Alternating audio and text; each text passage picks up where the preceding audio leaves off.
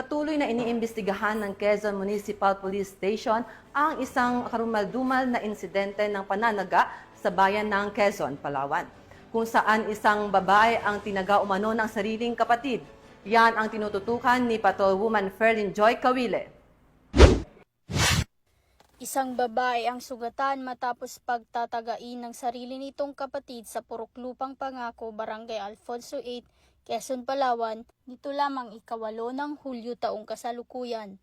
Kinilalang biktima na si alias Ay, 30 taong gulang, single at residente ng nasabing lugar. Suspect naman ang kanyang nakatatandang kapatid na si alias Jenny, residente ng Barangay Maasin, Quezon, Palawan. Batay sa inisyal na investigasyon ng Quezon Municipal Police Station, bago ang pananaga ay nagkaroon umano ng pagtatalo ang magkapatid habang nag-iinuman. Matapos maubos ang iniinom na alak, lumabas ang biktima upang gumamit ng palikuran.